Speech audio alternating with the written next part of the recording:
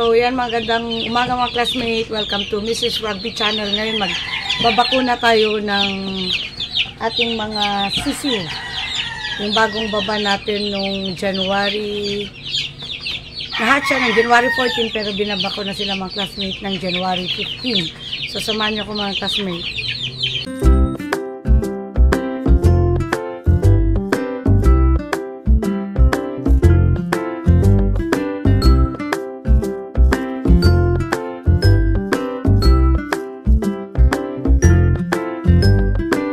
Bago tayo magbakuna, kainin natin itong ating mga sisiw dito sa ating range area.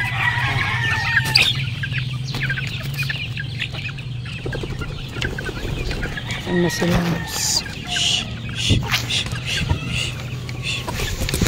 Yan. Naku. Gutom na.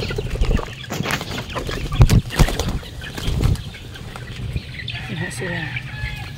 Buksan mo nga, Noel, yan. Bigyan natin sila dito. Yan na sila.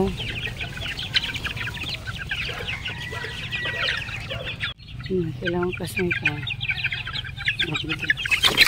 sila. Yan. Ito na yung ating mga sisiyo. Galing sa mini range to mga classmate. Nilipat na namin dito sa ating mas malaking range. Dito sa cording area na to mga classmate, vacant na to ulit. Yan. Andun na sila sa pinakamalaking ano natin, sa main cording area natin. Ito extension lang to kasi mga classmate eh.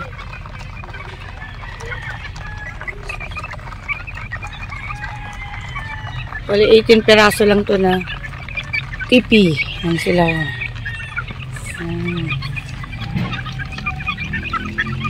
Kain muna tayo dito sa sa range area natin bago tayo magbigay sa ating sisiw ng ating bakuna. Bali ang bibigay ko mga classmate doon is bumburo. So dapat uhaw muna sila, hindi muna ako nagbigay ng tubig.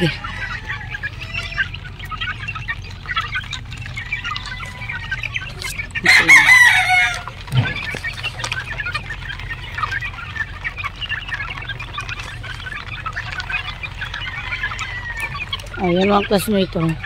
Sobrang lamig dito ang classmate. Pag umaga talaga yung pakpak nila. So yan, ganyan ginawa na yung mga classmate. Ito, bali, kulang pa na isa pang ganito. Ito, inakubaran din dito mga classmate. Ayan, binuksan na lang ulit ngayon. So, ganyan siya. Fully covered siya para grabe ang lamig dito sa aming mga classmate. Lapit lang dito sa Baguio. 45 minutes away from Baguio. So, kung anong lamig sa Baguio, ganun din dito mga classmate. Yan. Pero yung mga hindi nakakaakyat dyan mga classmate, ginagawa namin talaga, sinisilong pa namin siya sa kabila. Pinupunta namin paghapon. Pero yung mga nakakaakyat dito, marunong nang lumipad dyan mga classmate. Kaya nang umakyat, dito sila nag-i-stay. So, dito, may cover pa rin itong mga classmate sa harap.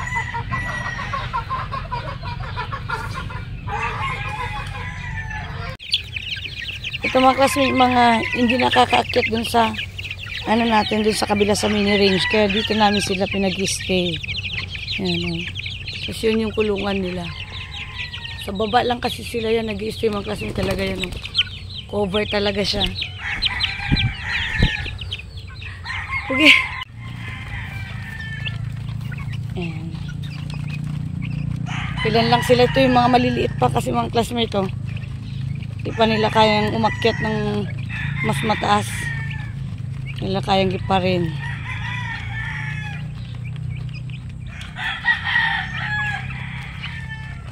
Pero mga classmate, lumalabas pa rin dyan. Parang free range pa rin sila. Tapos pag gabi, lilipat namin sila dito. Kunin namin sila dun sa may gilid lang kasi di sila pupunta sa may silungan talaga. Doon lang sila sa may mga tipi sa gilid. Kaya kailangan mo silang pulutin talaga mga classmate. Tiyagaan lang. Tsaka mo siya pupunta talaga dito sa mini range. Ano yung ano nila. So yan mga classmate, talagang covered yan. Ang lamig ngayon. Nagyan talaga namin ng ganyan, no? Cover niya. Tapos dito sa loob may ipa. Para dyan lang sila. Dyan lang sila. Nag-i-stay kasi, oh. Sa isang lugar lang. O gabi lang sila pumapasok talaga dito ang classmate.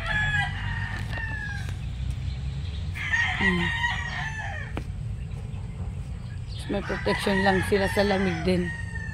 Ang likod yan. Over talaga.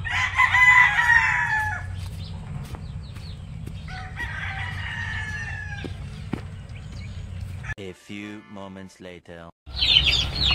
O yan mga classmate, yung ating bakuna. Yan natin sila ng gombor. Bali ito mga classmate, inimix siya sa tubig lang. Yan na yung pinakatubig nila mga classmate. May gomboro. So ito na yung ano nila. Inumin nila to. Ito yung pinakabaksin nila. Hindi na yung gayo. Hindi siya yung gayo dati mga classmate na isa-isa na. Yung maliit lang may pagmimixan ka na maliit na direct. Bali ang ano ng doktor na ano naman is ihahalo siya sa tubig. Ito. I-mix mo lang tapos hati-hatiin ko na lang sa mga classmates sa tubig ng ating mga sisilian. So yan mga classmates, ano pa rin siya. I-dilute pa rin natin siya sa tubig muna. Dito sa lagayan niya. Bago natin ilagay sa ayun sa maraming tubig niya na iinumin nila. Yan. Kailangan natin i-dilute. Tinawin natin sa classmate bago natin siya ilagay din sa water nila. So yan mga classmate, na ano na natin, na-dilute na natin, natunaw na siya. So ihalo na natin siya dito sa water. Ayan. Wala na siya. Saka natin siya i-mix, then lagay na natin sa tubigan nila. Ayan mga classmate, ibigay na natin yung tubig nila. Ayan, may bakuna na yan. Bago natin sila bigyan ng pagkain nila. Lagay natin.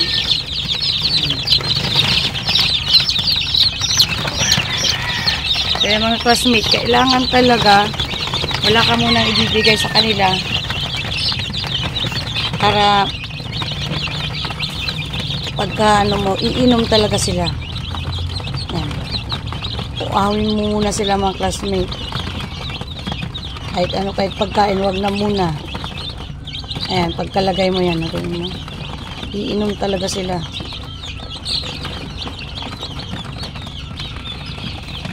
Ayan.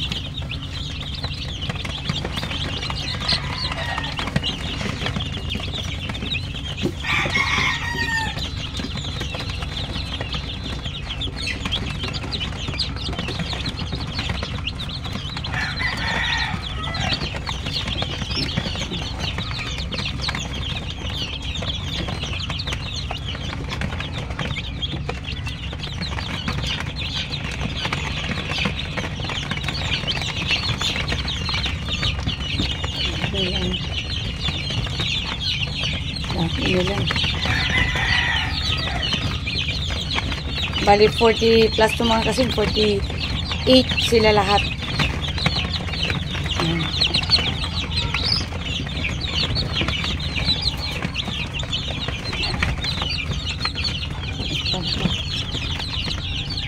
Walang iinom yung mga yan. Pag hindi mo pa binigyan ng tubig.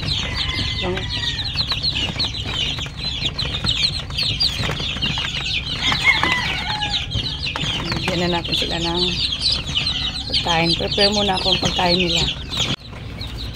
Bigyan na rin tayo ng pagkain nila.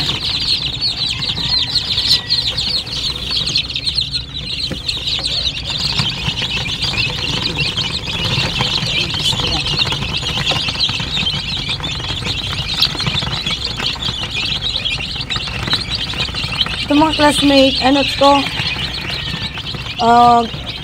maluwang siya. Ganyan siya kalaki. Pero pag bagong pisa lang siya, nilalagyan namin siya ng divider. Pero after 5 days, ganon, to 7 days, kung ano na, ino-open na namin itong mga classmates para mas maluwang na sila. Kasi pag maliliit pa lang sila bagong pisa, kailangan talagang ano din, yung medyo mas maliit para yung init andun sa ano lang, sa place nila. Kumpulan sila konti. Pero pag ano na sila, kailangan mo nang i-open. Ito, tatanggalin namin to ulit, divider. Removable naman to mga classmates. Ayan.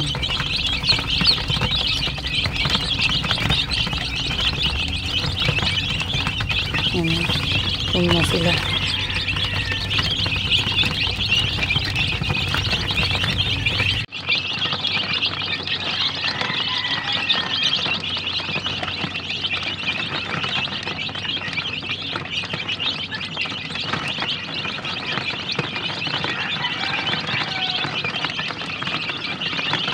Ito rin sa tubig nila mga classmate, dapat from time to time check natin yung tubig nila kung hindi nalalagyan ng tayo, kasi hindi mo rin maiwasan yan, mataian nila.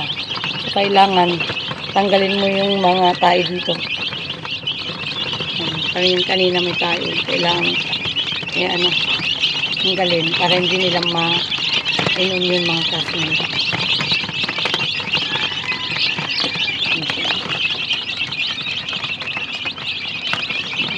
Sarap na. Grabe.